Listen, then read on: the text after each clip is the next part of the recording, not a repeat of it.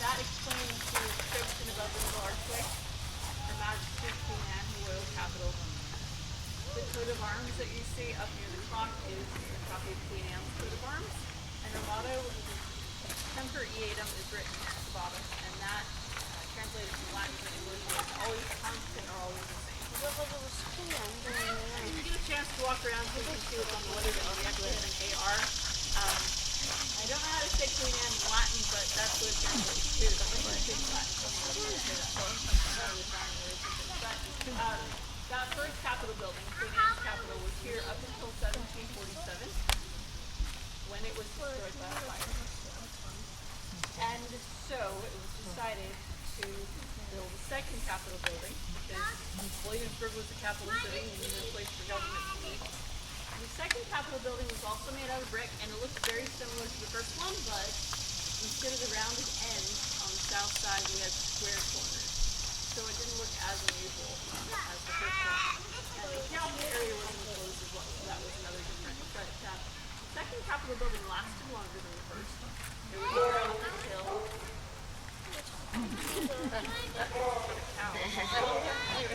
it was here up until 1832. Does anyone want to guess what happened to the second Capitol building? Burned down. Good guess, but yeah, it burned down. 1776, we actually got 146 representatives for Virginia. And some of you might have heard of the House of Burgesses. That's been the name of our elected assembly that we've got in the colony. And this is where our burgesses gather when they're in session for government, which happens once or twice a year. And this is the chamber where they vote, where they have make speeches, have formal debates and such. So this is the chamber of the House of Burgesses. And because 146 men will not agree on everything, then things will get a little noisy sometimes. One of these representatives is elected to be Speaker of the House. And one of the jobs of the Speaker of the House is to preside and keep order when everyone's assembled. And the Speaker of the House sits in that chair right up front, where he can see everyone. But you can imagine this mirror under some other pairs of eyes. If you look up the walls. On the back wall, we have His Majesty King George III, who is King of England in 1776, and Queen Charlotte, his wife, is next to him here. But we have a portrait of the King and Queen of England who came before. So this one came before King George III. This is King George the Second. Yeah, Queen Caroline is across from here. And the reason these portraits are here is we've been a British colony, and it is customary to send portraits of kings and queens to all the different corners of the British Empire. And, well, the people here in this colony have been subjects of these kings and queens. And if you're a British subject, you're supposed to have British rights. And here in Virginia, we've been very happy with our status as a British colony. We've been proud to be the most British of these 13 colonies, actually. But 11 years ago, something started a disagreement between the colonies and Parliament. You might have heard about Parliament trying to tax us. 1765 was the same back. Now, did we elect anyone in Parliament? No. No. Do they represent us? No. No. No taxation with that was representation. And that is what we protested 11 years ago. To make long story short, though, Parliament listened to the protests. No. For 11 years, by 1776, they've been taxing us, and for 11 years, we've been protesting. Some of you might have heard about a protest up in Boston involving some tea. Yes, that happened 2.5 years before June 1776. Now, if you ask us, here in Virginia, if you asked us then, we would have said that the destruction of private property in the harbor of Boston was proof that Boston was made up of troublemakers throughout the world. But Parliament's response to the actions of a handful of Bostonians was to punish the entire city. Close the city of Boston. June 1774, they put the entire colony of Massachusetts Bay under martial law, under a military governor. Civilians who had nothing, people in Boston who had nothing to do with that protest were forced to house soldiers in their homes. Is that fair? And what's even more, should that be happening to you if you have rights? No. And things got worse last year. Lexington and Concord open conflict between British soldiers and civilians. And then the king, not long after that, he said, all the colonies over there are in open rebellion against myself, and therefore those colonies are no longer under my protection. So perhaps you won't be very surprised to hear later. When our elected representatives, representing the people of Virginia, gathered in this room last month on May 15th of 1776, and they were asked to vote on whether we should separate from Great Britain, the vote was unanimous for independence. Despite the risk of things going awry. Do you know what declaring independence is in these eyes? Treason, and the punishment for treason is death. So these men took a risk last month when they voted, but Virginia is the first colony to vote to separate from Great Britain. Now, we have 12 other colonies. If you're wondering about them, they all have delegates at the Continental Congress as we speak in June of 1776. Virginia has representatives up there in Philadelphia at the Continental Congress. Actually, Mr. George Wythe, missed the vote last month because he was up in Philadelphia, as was his former pupil, Mr. Thomas Jefferson, Mr. Richard Henry Lee, a few others missed that vote. But they heard about it because they were sent instructions right after that vote to bring up the question of independence at the Continental Congress. And in June 1776, we're still waiting for official news from Philadelphia. But since Virginia voted for independence, our representatives are saying we're going to have a new government here, not for a king, but for the people.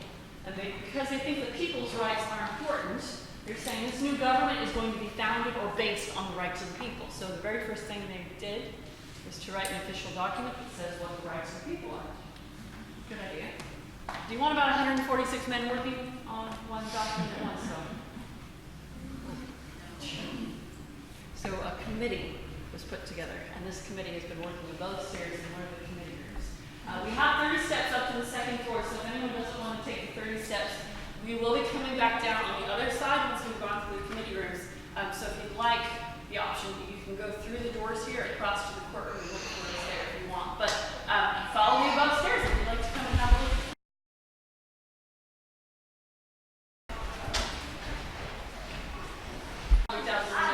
Can you tell where this room is in relation to the rest of the Capitol building? It's right in the center, yes. This room bridges the east side of the Capitol building with the west side. And our elected representatives, whom we've called the House of Burgesses, they've always met on the east side. Now, with this new government, we are going to change the name of our elected representatives. They won't be called Burgesses anymore. Delegates will be their new name. So that's going to be a change. But they've been over here. Anyone want to guess whose representatives have been on this side? The king's representatives. So the king has always sent a royal governor to be his representative to the colony of Virginia. And that royal governor is sent from England or Scotland. Are you going to know how things are done in Virginia right when you arrive if you're brand new and you're supposed to be in charge? Maybe not. So the king has always appointed 12 Virginians to be advisors to the royal governor, and they were his council. So 12 advisors appointed by the king, one royal governor. How many does that make in total? 13. So 13 men over here, all appointed by the king. Can you guess which part of government had more power? Yeah. So if our representatives wrote a law and voted on it and passed it, if they didn't like it, they could veto it. You dropped it, it's gone. But even if, let's say our representatives passed a law and the royal governor passed it as well, it had to get someone else's approval ultimately. Any guesses who that was? The king, right? Now we do have a portrait of a king in this room as well. This is King William of Orange, if you wanted to look at his portrait for a bit. You might be able to think of a couple things that are named after King William around here. Williamsburg. That's one. William and Mary, yes. When he was brand new to the throne of England, 1689, there was a bill that was written called the English Bill of Rights. Have any of you heard of it? It was a document that listed the rights of people under the king. And when he was presented with that document, he approved it, signed it. So if you ask us here in Williamsburg, he was a king who said that who acknowledged that the people's rights were important enough to they should pass that bill. And that English Bill of Rights listed the rights of the people here in the colonies as British subjects. So you're familiar with your right to a trial by jury of your peers? That's something from the English Bill of Rights. These are good rights, but Parliament's been disregarding some of those rights as well lately. Now, I should say that in this time of June 1776, the King's representatives aren't here. The royal governor, Governor Dunmore, some people say Dunmore would have done better if he'd done less. He ran away last year, never came back. So he's gone. And those 12 council members who are supposed to give him advice suddenly didn't really have a job to do. Can you guess what they did last year? They also left. Went back to the plantations. So last year, all of the King's appointees departed. So our representatives, well, they've expanded a little bit. This room used to be a meeting place between these two parts of government because it bridges these two halves of the Capitol building, but our elected representatives made this room into a committee room, just like the other rooms on the other side of this wall over here that you saw. Now, the committee that's been put together to write this Declaration of Rights for Virginia is rather large. Any of you worked on a project with 35 other people? They put 36 men on this committee. And according to Mr. Mason, have you heard of Mr. George Mason? Has everyone heard of Mr. George Mason? No. All right, how many of you have heard of General George Washington? I expect a few more hands to go up. There you go. General Washington has been one of our representatives here in the government building, but in 1776, you might know he's leading the Continental Army, so he can't really be here at the same time. So to fill his place in government, our representatives called upon an older gentleman who has served in government in the past, and he retired. But he's got property where General Washington has, so he can be the representative for Fairfax County in place of General Washington. I think Mr. Mason's arm was twisted a bit, so he didn't come back, but he did. But he arrived to this committee, took a look around the room and said, this committee is made up of mostly useless members. Oh my God. Most of them were not even talking about government matters when he arrived. They were in discussions about arguments, actually, about who the most important member of this committee was. So, Mr. Mason took the lead. He went back to where he was staying in town, and he wrote a Declaration of Rights for Virginia himself. If you want the job done right, you do it yourself. But he brought this draft back to the committee, and I think he knew what was bound to happen. Mr. Mason read the first article that he had written, where he said that all men, and when he said men, he was using that in the general sense. So mankind is another way you could say it. But he said that all men are born equally free and independent and have certain inherent natural rights. If you're saying all men, all mankind, who does that include? That is everybody. All people getting these rights in this document. Can you guess what happened when you read that?